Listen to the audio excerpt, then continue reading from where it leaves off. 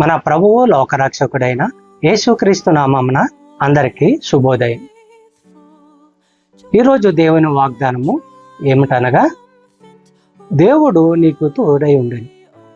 దేవుడు నీకు తోడై ఉండెను. నిర్గమకాండము 18వ అధ్యాయము 19వ వచనము మనము పరిశీలించినట్లయితే, కాబట్టి నా మాట వినుము, నేను నీకొక ఆలోచన చెప్పెదను. దేవుడు నీకు తోడై ఉండును. ప్రజల పక్షమున నీవు దేవుని సుముఖమందు ఉండి వారి వాద్యములను దేవుని యొద్దకు తేవలెను. సహోదరులారా, ఇక్కడ వాక్యం యొక్క మర్మం ఏమిటంటే, తీర్పు తీర్చే అధికారము దేవునికి మాత్రమే ఉంది.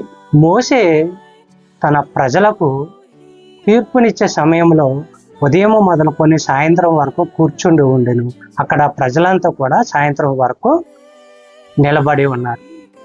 ఇది చూసిన మోషే యొక్క మామ ఇత్రో మోషేను పిలిచి, నీవు అనుసరిస్తున్న పద్ధతి బాగోలేదు. ఎందువలనంటే, నువ్వు ఉదయం మొదలుకొని సాయంత్రం వరకు కూర్చొని ఉంటున్నావు, అక్కడున్న ప్రజలు నిలబడే ఉంటున్నారు. ఇది సరైన పద్ధతి కాదని మోషే మామ ఇత్రో తెలియపరుస్తున్నాడు మోషేకు. ఇక్కడ న్యాయం కావాలని మోషే దగ్గరకు వచ్చిన ప్రజలకు మోషే తీర్పు తీర్చడం ఎంతవరకు సబబని మోషే మామ తెలియపరుస్తున్నాడు.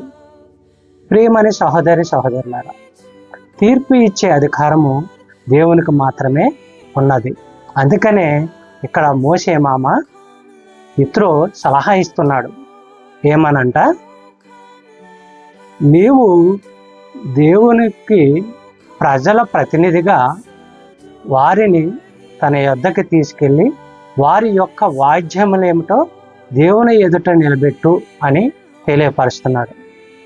ప్రియమైన సహోదరులారా, మీ నిజ జీవితంలో ఎవరైనా కానీ మీ దగ్గరకు వచ్చి తీర్పు తీర్చమని అడిగినట్లయితే, నీవు ఆ యొక్క విషయం మాత్రము దేవునికే విడిచిపెట్టాలి. దేవునికి మాత్రమే పూర్తి అధికారం ఉంది, తీర్పు తీర్చే అధికారం ఉంది. చెప్పబడిన వాగ్దానము దేవుడు దీవించి ఆశీర్వదించును గాక. ఆమేన్.